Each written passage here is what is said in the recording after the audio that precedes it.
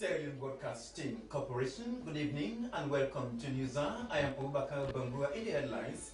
A delegation from South Korea pays a walking visit to the Sept Broadcasting Corporation. Civil Rights Coalition and Health Sierra Network calls on National Asset and Government Property Commission to work with the Ministry of Lands to identify government property for proper documentation. Sierra Leone joins the rest of the world to observe International Day of Peace. All the stories and more, including business and sports news, lined up here in this edition of News Hour, which begins right now.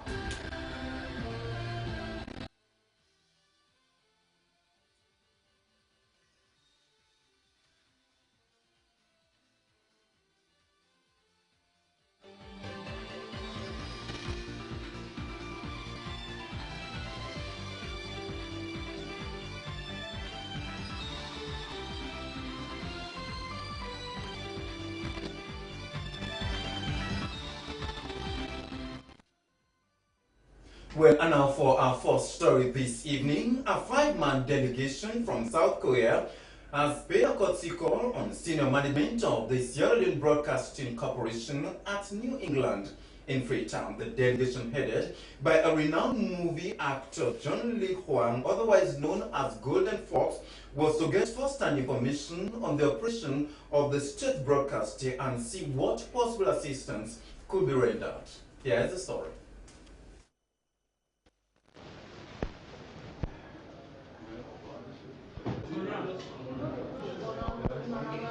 The team comprises business people, a broadcaster, and technical experts is visiting the state broadcaster to see for themselves which assistance could be provided with regards to transforming from analog to digital broadcasting. The aim is also to identify challenges facing the corporation, create partnership based with the Korean Broadcasting Corporation (KBC). The delegation is coming at a time when the SLBC is preparing for digitalization and is in dire need of assistance to realize this dream. Head of delegation John Lee Hwang, known as Golden Fox, president of the World Martial Arts Federation, was pleased to visit the state broadcaster and discuss partnership with the corporation. Mr. Yang helped me, so we crew in Korea. And any kind of can do it. So even a TV too. So I talked to Mr. Yang and told you. Okay. 여기 모든 일들은 잘 되나 그걸로 보고. He said it is a great honor for him to meet with the management of the state broadcaster to find out some of the challenges hitting the corporation. The head of delegation said he is interested in the development of the state broadcaster and will do all in its power to provide the needed support to sustain it. One of the members of the delegation, a professional technical broadcast expert from Korean Broadcasting Corporation, Dr. Yoon Kim, said 30 years ago Korea was broadcasting on analog system but has been transformed to digital broadcasting through satellite transmission with 26 channels accessible in every part of Korea. He said the KBC is also being viewed through smartphones, computers with highly digital network system. Dr. Kim said when all proposals are designed, a new digital system will be installed that can stand all types of weather and be viewed in every part of the country and the world through satellite.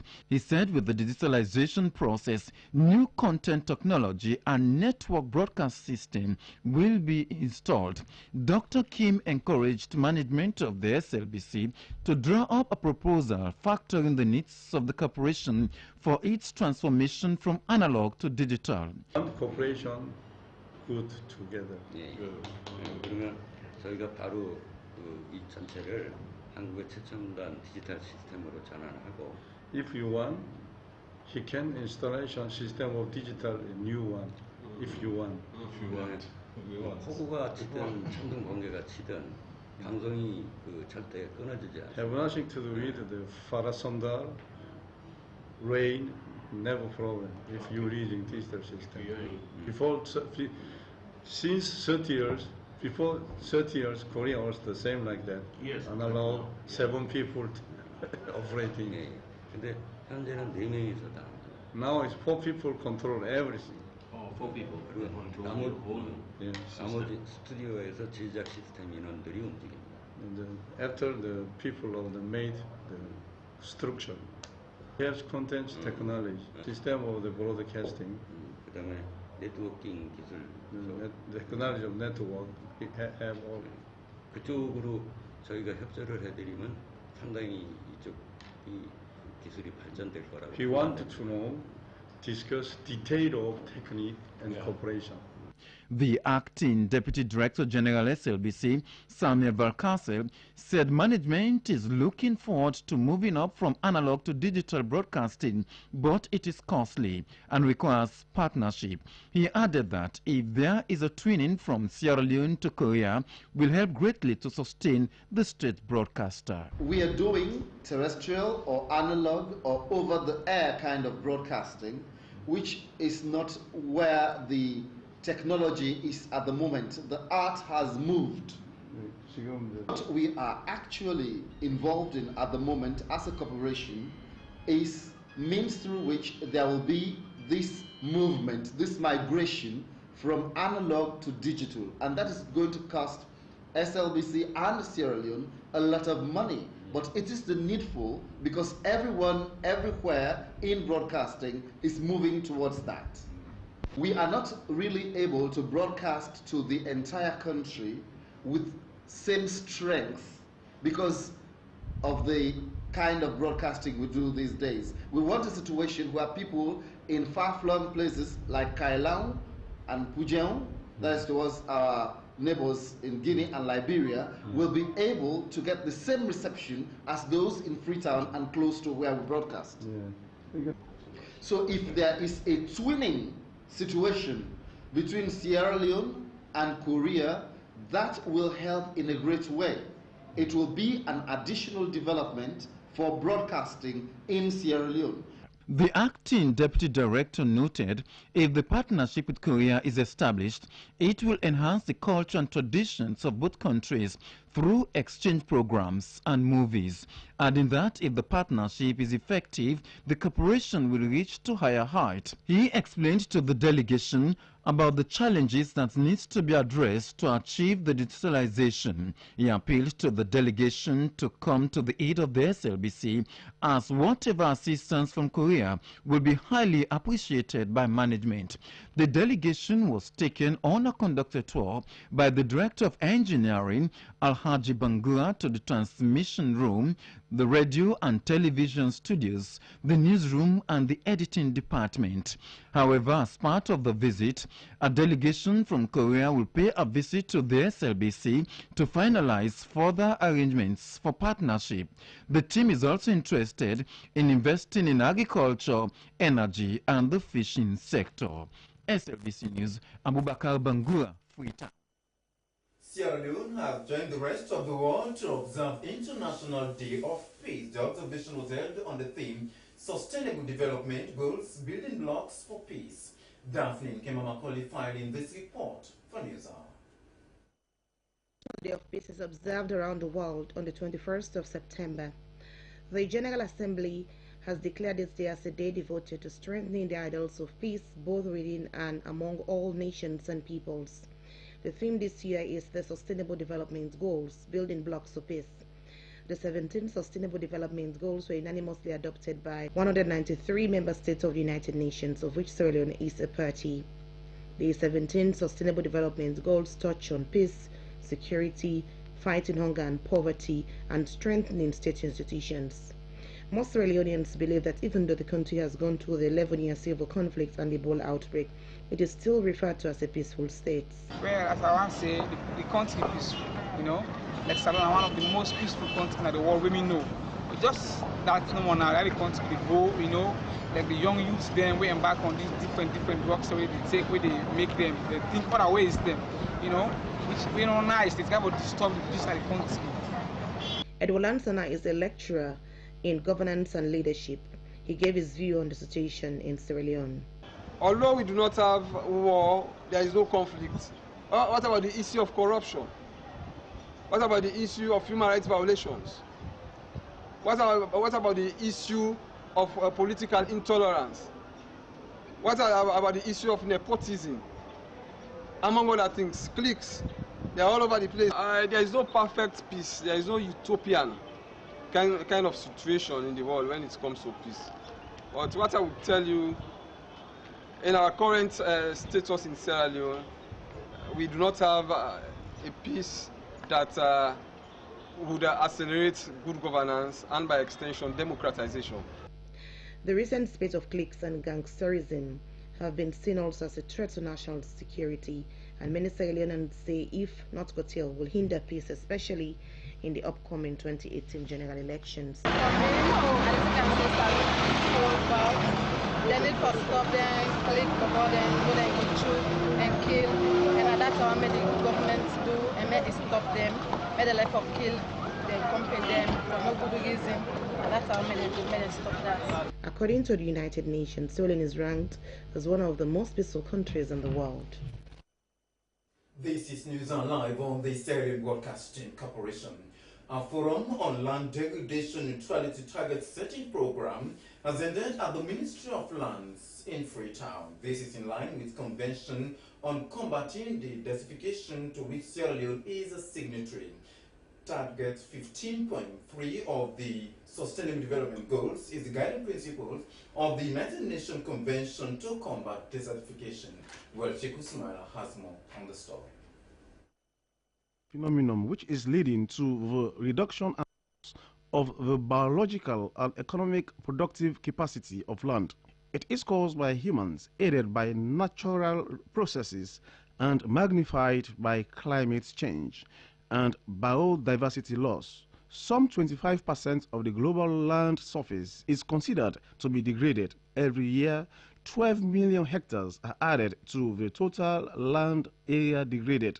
The economic costs of land degradation are estimated at $490 billion United States dollars per year, corresponding to 3 to 6% of global agriculture gross domestic product. Following the adoption of the Sustainable Development Goals and the endorsement of SDG Target 15.3 as guiding principle for the United Nations Convention to Combat Desertification, the global mechanism of the UNCCD has established a global program support of national voluntary target setting land degradation neutrality. The main objective of the land degradation neutrality target support is to enable countries that are parties to the convention to define national baselines and identify targets and measures to achieve the land degradation neutrality. Mahmoud Tarawali is Deputy Minister of Lands, Country Planning and the Environment. Land degradation action cuts across many sectors and sectoral policies, including agriculture, forestry, mines, energy, and environment. To foster policy coherence, prioritize land-based climate action, tap into financing options for UNCCD implementation. Ladies and gentlemen, the ministry has called on you to request that you use your technical expertise to make a case on how LDN actions guided by targets will contribute to the achievement of those priorities. Permanent Secretary in the Ministry of Lands, Country Planning and the Environment, Baba Fortune, said the ministry is the focal point for the United Nations Convention to Combat Desertification and is therefore responsible for the implementation of Land Degradation Neutrality Target Setting Program. Acting Chief Environment Officer, Ministry of Lands, Country Planning and the Environment, Edward Bendu, said the objectives of the one-day forum were to inform all project stakeholders about the commencement of the Land Degradation Neutrality Target Setting Program in the country, Ghana's support for full implementation of the program, foster understanding and cooperation between key stakeholders, and inform all stakeholders about the pending inception workshop and get their initial views on the entire process. Sierra Leone now has a national action plan that has been aligned to the 10-year UNCCD framework to combat land degradation. That is to say, we are acting in concert with the international community to ensure that we reduce, if not reverse, the trend of land degradation that is becoming a global phenomenon. In Sierra Leone, we have 8% of our land space under protected forests. The authority intends to increase that to 12%. So if we have 12% as against the 72,000 square miles, we can imagine what is definitely happening with our landscape, considering the increase in mining activities, the unsustainable agricultural practices. Participants include land users, private service providers, MDAs, national and international research institutions, civil society, development partners, and the media. The Young Women's Christian Association Vocational Institute has turned 55 in the empowerment of women and girls through non-formal education in the country. The management of the institute, together with the Old Girls Association, celebrated its foundation day at a ceremony held at the YWCA New Hall in Freetown. Ibrahim Samara reports.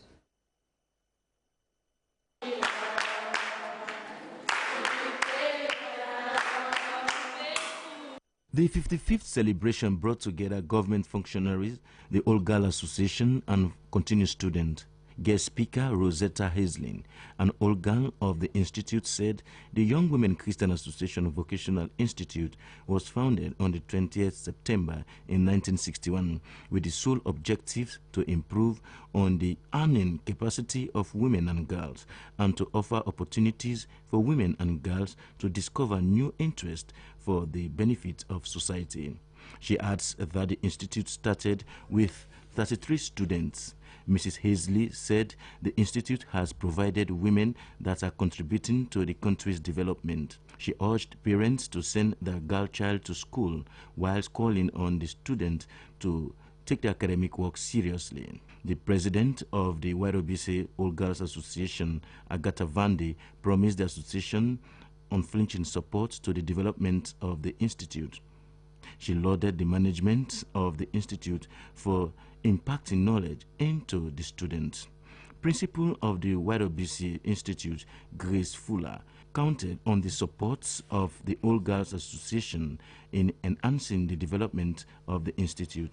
Mrs. Fuller urged the students to emulate the good steps of their alumni.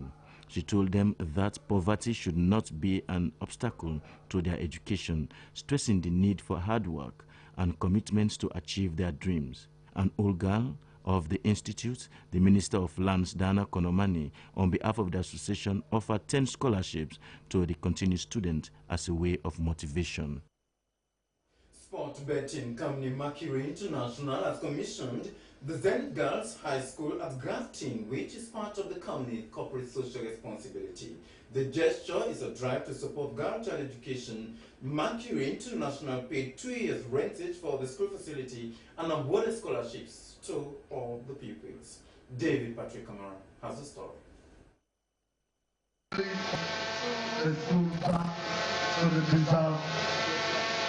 Owners or beneficiaries. 1, 2, 3. As government, through the Ministry of Education, Science and Technology, lays premium on girl child education, having enough schools for girls in the western rural is a challenge. Hence, pupils, especially in the senior secondary school level, will have to go through the constraint of traveling to Freetown. It was as a way to salvage the situation that a group of teachers in the Grafton community came together to establish the Zenith Girls High School. The school, which did not have a building of its own, was finding it difficult to pay its rent when Mercury International intervened to pay the 2-year rent of 30 million loans and a 1-year scholarship to all the pupils of the school.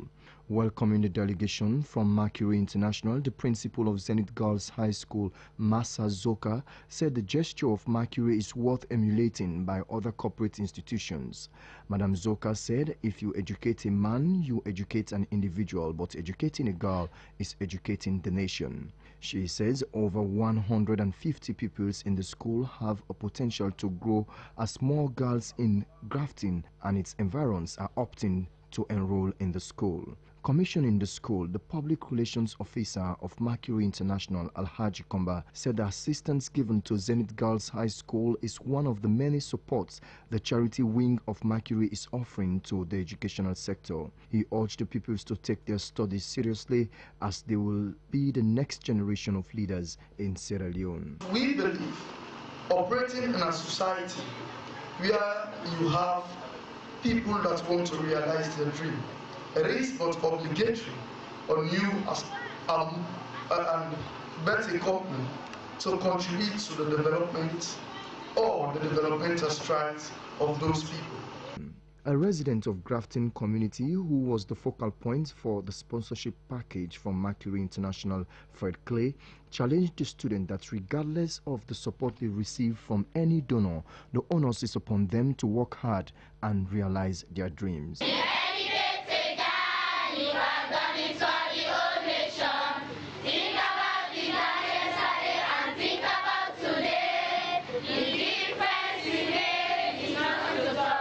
Meanwhile, Mercury International has presented a check of 120,822,000 loans to the winner of the 450 jackpot. The winner, who prefers anonymity, received the symbolic check from the head of Mercury Charity Fund, Samir Hassanieh, at the Mercury headquarters on Kruta Road in Freetown. This is News Live on the Sierra Leone Broadcasting Corporation. The Ministry of Sports has launched its website at the conference hall of the ministry. The website www.mos.gov.sl will align sports and the rest of the world on the affairs of the ministry and address the social challenges in the sports sector. David Patrick Kamara was at the ceremony and he now reports. Key to the development of every sector, the establishment of websites to provide the requisite information to the rest of the world has become an integral part in the administrative and governance system. It is against this backdrop that the Ministry of Sport launched its website. Chairman of the ceremony, National Coordinator in the Office of the Government Spokesman Ajibu Tijanjalo, said the importance of sports cannot be overemphasized as it can be used for not only health and recreational purposes but a source of employment for many. Minister of Sports Ahmed Kanu said upon taking up leadership of the ministry, he realized that there is need for a strategy that will form the roadmap for the ministry. He described the new website as a platform for all to interact, adding that gone are the days when sports will be in the news for the wrong reasons. We create a platform to articulate the interest of young people. And so I'm personally proud that you are all here to witness that laudable beginning, that innovative beginning of where we want to take sports. Some of us who are politicians will say one of the final legacy projects of His Excellency the President will reposition sports for the sustainable development goals. Because if you check and analyze the population of Sierra Leone, you'll come to realize that about 50 to 60% of young people characterize this population. So the safest and most conducive avenue of mobilizing their thinking, of getting them to shoulder high the national flag will be through sports. The minister said following the launch of the website will be the sports conference, which will attract members of the sports family to a roundtable discussion where solutions will be proffered and ideas and experiences shared. The conference will take place in Makeni from the 3rd to the 5th of November. Launching the website, Minister of State 2, Ministry of Foreign Affairs and International Cooperation, Aissata Kabir, applauds the minister and his team for a laudable venture. Madam Kabir promised to trumpet the good work of the ministry to her ministry's foreign partners. This is a demonstration of sports as a platform where we can get sportsmen and women that we admire in Sierra Leone. And we want to start to generate and create and develop our own international sportsmen that others can admire. This is sports for unity, idle minds, we've seen the effect of that in our country, and we want to make sure that our youth are occupied, whether sports for leisure or sports as a career. There's great opportunity in that. And we will take this good news that the Ministry of Sports is demonstrating to ensure that we work with our international partners at my ministry for more support behind this laudable venture. I now declare the Ministry of Sports website officially launched. Thank you very much. Various partners in the sports sector, including the Director of Cabinet Affairs, Sonia Karim, Minister of Youth Affairs, Bai Mahmoud Bangura, and head of various associations, welcomed the idea of having a website that will serve as a research center and call on the ministry to continue in its development strides. After different associations will have submitted vital information to the Sports Ministry, the website will provide detailed activities and credible statistics of its athletes and administrators, among others. The ministry is therefore calling on administrators to submit vital information to the ministry as soon as possible. David Patrick Mara, SLBC. FIFA said there has been no misuse of funds it has given to the Sierra Leone Football Association. SLAFA President Aisha Johansen was detained and questioned by the Sierra Leone's Anti-Corruption Commission (ACC) this month over the issue. FIFA has no reason to suspect that there has been misuse of funds that FIFA has provided to SLAFA. FIFA wrote in a letter to SLAFA seen by the BBC. FIFA also warned local authorities against interfering in SLAFA business. In addition, over the course of the last 3 years, FIFA has noticed several activities of third parties that could be considered as interference in the running of the Sierra Leone Football Association. These have caused continuous instability to the legitimate and recognized leadership of the Federation. The FIFA letter was also copied to the Confederation of African Football. FIFA urged the relevant Sierra Leone authorities, in particular the Ministry of Sports and the Anti-Corruption Commission, to allow the Sierra Leone Football Association to conduct its affairs and activities without necessary obstruction, as no FIFA regulations have been contravened with regards to the FIFA funding. Earlier this year, the Sierra Leone Football Association's account was audited by football's world governing body. The Anti-Corruption Commission (ACC) is yet to respond to the latest developments. The Vice President, Dr. Victor Bocarifo, has returned to Freetown from Venezuela after attending the 17th Summit of Heads of State and Government on the Non-Aligned Movement. The theme for this year was Peace and Sovereignty and Solidarity for Development. Thomas Nick takes the story from there.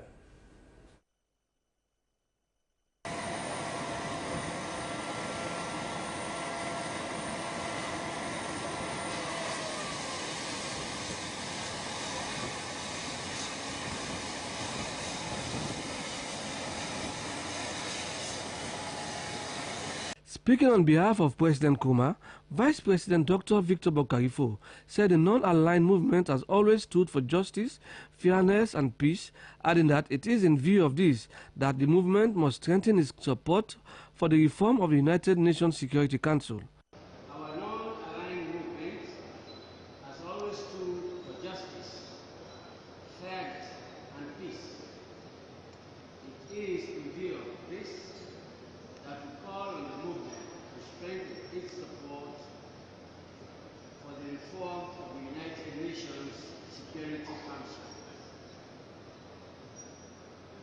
Africa stands for reforms that reflect the realities and aspirations of the 21st century for democracy, peace, inclusion, and justice. These are the principles that are enshrined in the Africa Common Position as contained in the Executive Consensus and the Sati Declaration.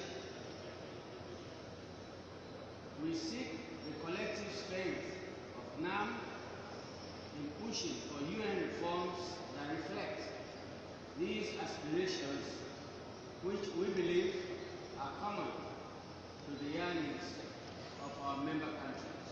Speaking on behalf of President Nkrumah, Vice President Dr. Victor Bokarifo said the non-aligned movement has always stood for justice, fairness and peace, adding that it is in view of this that the movement must strengthen its support for the reform of the United Nations Security Council. He said Africa stands for reforms that reflect the realities and aspirations of the 21st century for democracy, peace, inclusion and justice, stressing that these are the principles that are enshrined in the African Common Position as contained in the Ezalwini Consensus and the Sept Declaration. We also urge the NAM to strengthen its coordination and action against terrorism. When terrorism strikes, NAM countries suffer most. Africa suffers most. Asia suffers most. But together, and with the resolve of NAM, we will defeat the terrorism of Boko Haram, ISIS, and other militant extremists. Sierra Leone is among the most religiously tolerant of nations in the world, and we find the rise of religious extremism as a threat to our values and the values of all peace-loving peoples of the world. Dr. Victor Bokarifo maintained that they seek the collective strength of the non-aligned movement in pushing for United Nations reforms that reflect these aspirations, which they believe are common for the yearnings of member countries.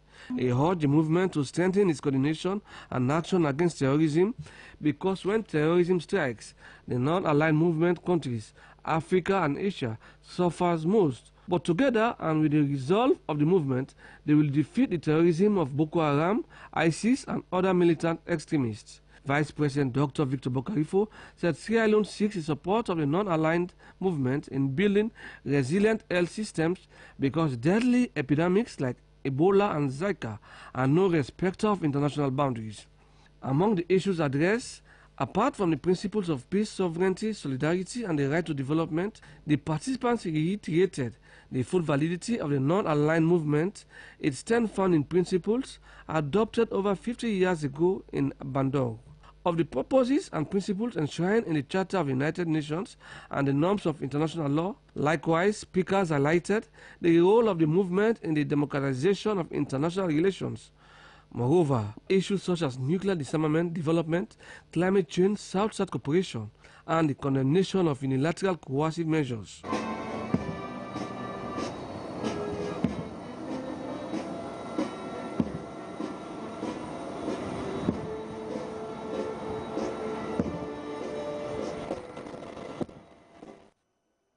Over 300 pupils of the Evans Primary School at Wilberforce Barracks have been provided with meal by the Lunchbox Gift, a humanitarian charity in the United Kingdom. This is part of the organization's support to retain and sustain them in school. The initiative was born out of the Ebola epidemic in 2014. Here's the story.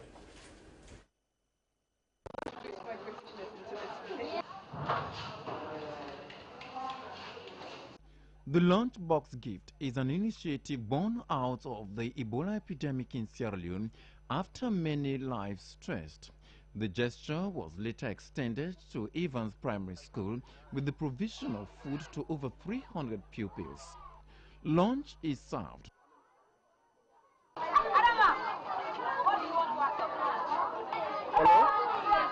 Parliamentarians from the Conservative Party in the United Kingdom and the founder of Lunchbox Gift, Maimuna Jane, distributed the food to the children.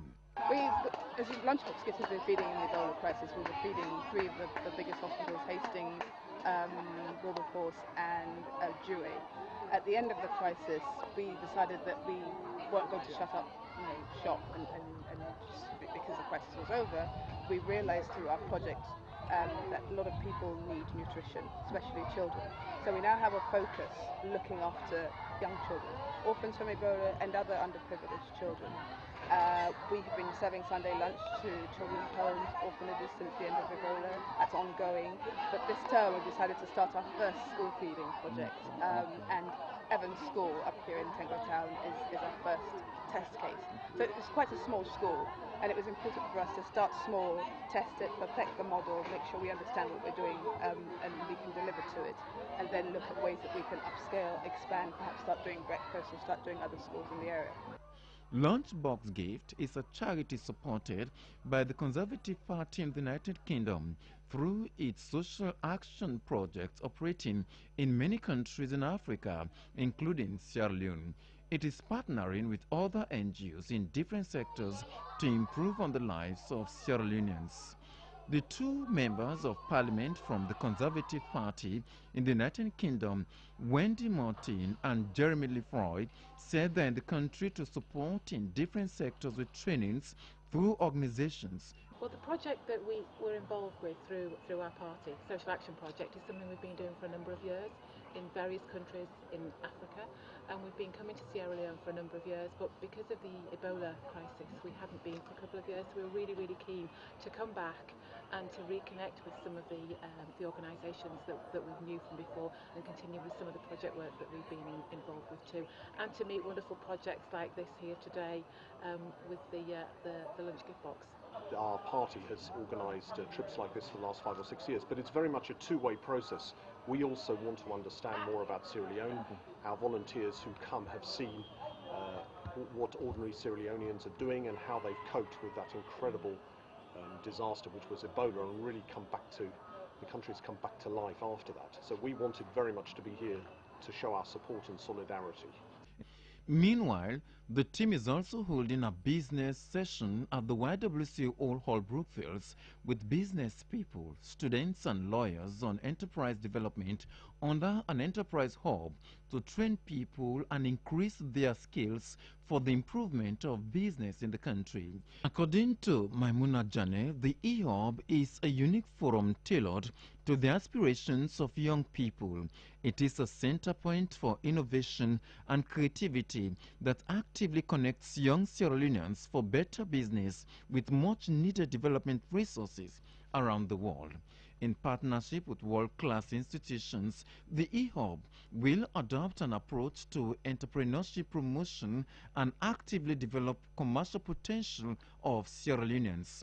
These participants will be trained on market opportunities and business innovation for small and medium enterprises. SLBC News, Abubakar, Bangura, Freetown. Civil Rights Coalition and Health Network Sierra Leone have called on the National Assets and Government Property Commission to work with the Ministry of Lands and other MDAs to identify government assets and properties for proper documentation. They made the plea at a joint press conference held at the Shaka Stevens Stadium in Freetown. The two civil society organizations registered disappointment over programs aired by the SLBC and AYV centered on a portion of land lease by the Ministry of Lands to AYV at Leicester Peak. We now bring you highlights of the press briefing.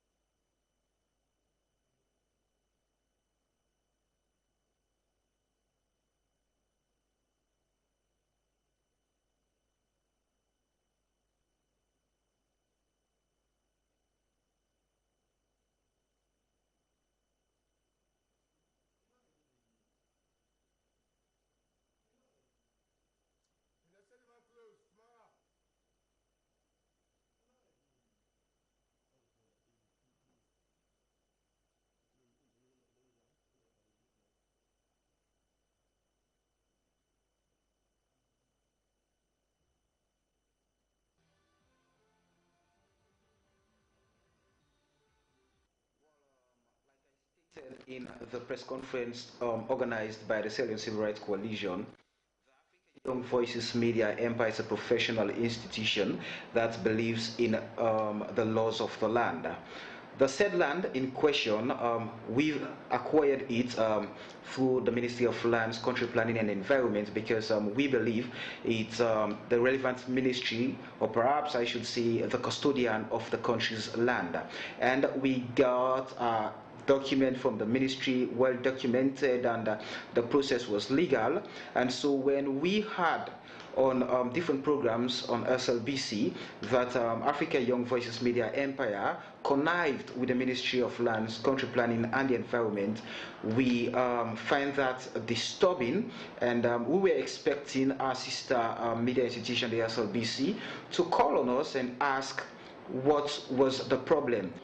And our position is that we feel that AYV has been deceptive to us in terms of ownership of land. What do I mean by that? AYV approached the national public broadcaster to say, you know, we should aid them with a small piece of land so that they could sorry, I beg your pardon, they could house their gadgets, you know, to broadcast. They requested for 7 years. And we said, okay, let's start the relationship small and go big. We gave them 3 years. And afterwards, you know, we signed an MOU, they started paying to us. And all of a sudden, after a year or so, they came out with the document to say, well, they're no longer paying to us, and they have acquired that very land which we leased them to. They've acquired it through the Ministry of Lands. We were perturbed. You know, at first when we had the information, we felt that, you know, it was very deceptive of them. So we approached them, we called them to a meeting, and they were like, you know, we have got our legalities, you know, regarding the land, and we don't feel that we should come on the table.